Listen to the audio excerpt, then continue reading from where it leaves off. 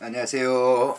에, 어제 호스피스 병동에 갔는데 어떤 참 많이 이렇게 겉인상에 많이 배우신 분 같은데, 그분이 이제 이렇게 침대에 자기 배 위에 책을 올려놨는데 죽음이란 무엇인가라고 하는 그런 책을 올려놨더라고요.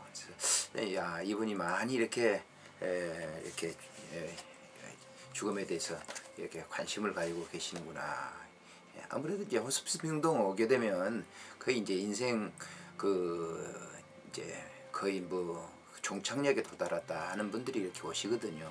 그래서 그런 분이 그런 책을 이렇게 들고 계셔가지고 참 무거운 책을 들고 계시네요. 이렇게 얘기를 하면서 제가 전에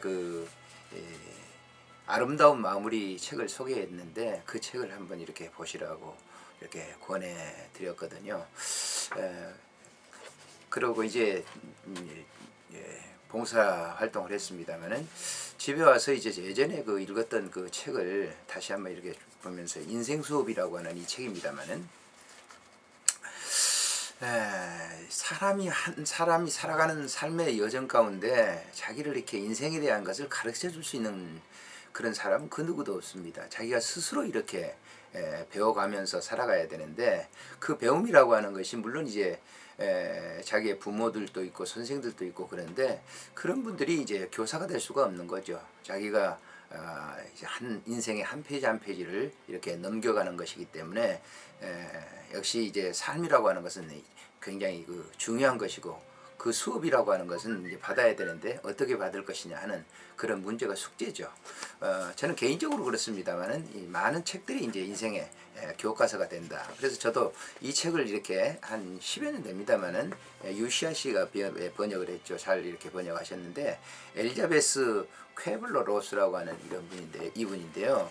이분이 이제 그 의사면서 호스피스 병동에서 한 30여 년 동안을 이렇게 하셨던 분입니다. 그래서 이 책을 이렇게 썼는데요. 그 서문에 이렇게 여기 보면은 죽음을 눈앞에 둔 사람들은 위대한 가르침을 주는 인생의 교사들이다. 삶이 더욱 분명하게 보이는 것은 죽음의 강으로 내몰린 바로 그 순간이기 때문이다. 그들이 들려주는 교훈은 인간의 삶에 대한 진실이다. 호스피스 운동의 선구자이며 20세기를 대표하는 정신의학자인 엘리자베스 쾌블러 로스와 그녀의 제자 데이비스 캐슬러는 누구도 하지 못한 일을 해냈다. 두 사람은 죽음 직전의 사람들을 수백 명을 인터뷰해 그들이 말하는 인생에 있어서 꼭 배워야 할 것들을 받아 적어 살아있는 우리에게 인생의 강의 형식으로 이 책에서 전하고 있다. 그래서 그 강의는 인생 수업이라고 하는 이 책입니다. 우리는 배움을 얻기 위해 이 세상에 왔다. 태어나는 순간 누구도 예외 없이 삶이라는 학교에 등록한 것이다.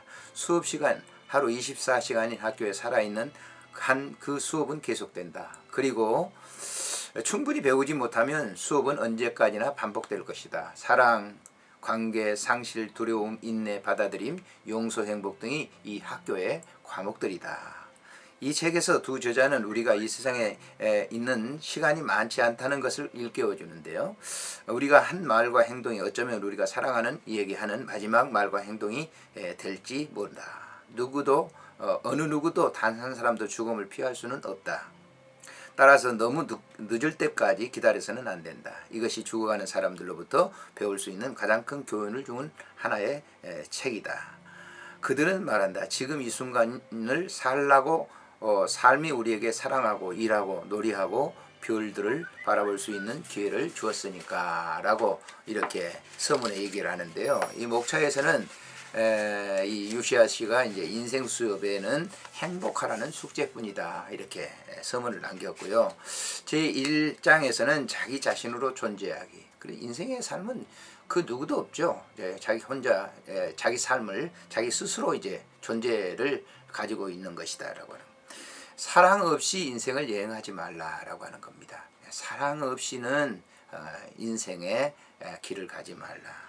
3장에서는 관계는 자신을 보는 눈이다. 인과관계 속에서 자기를 이렇게 바라볼 수 있다라고 하는 것이죠. 네 번째는 상실과 이별의 수업.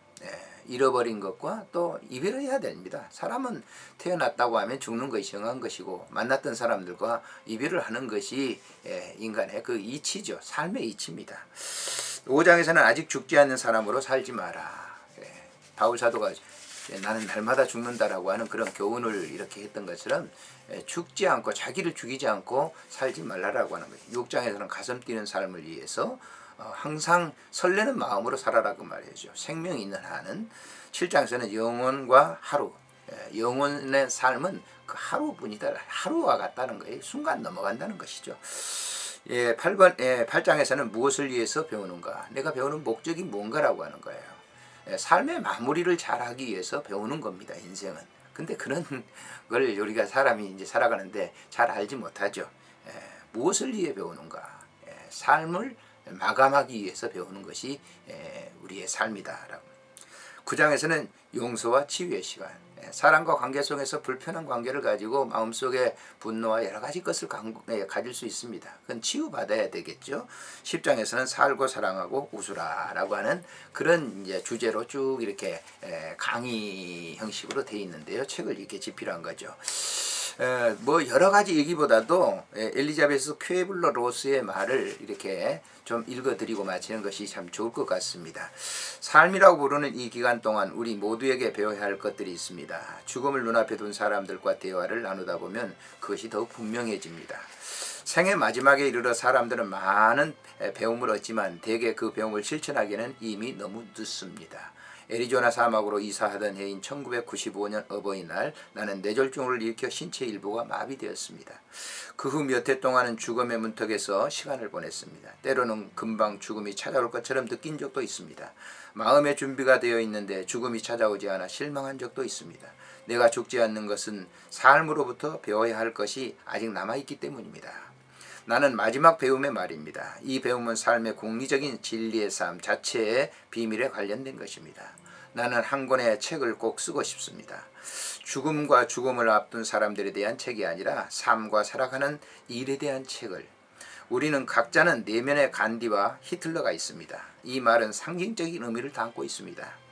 간디는 우리 안에 있는 최상의 것, 우리 안에 가장 자비로운 모습이고 히틀러는 최악의 것, 부정적인 것이고 편협된 모습입니다.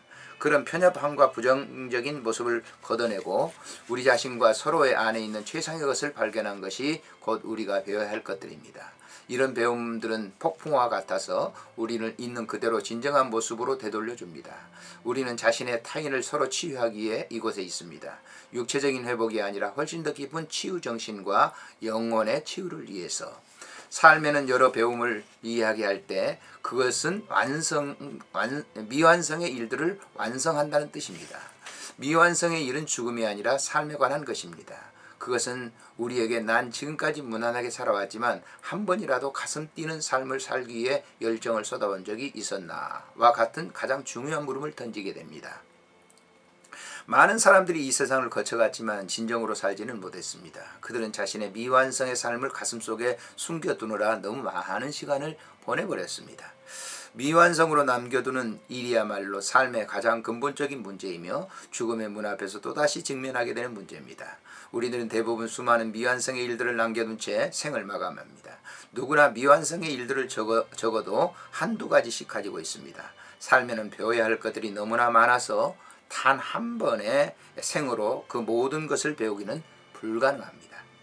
하지만 더 많은 배움을 얻을수록 우리는 더 많은 일들을 완성하게 되고 더 완전한 삶, 더 가슴 뛰는 삶을 살게 됩니다.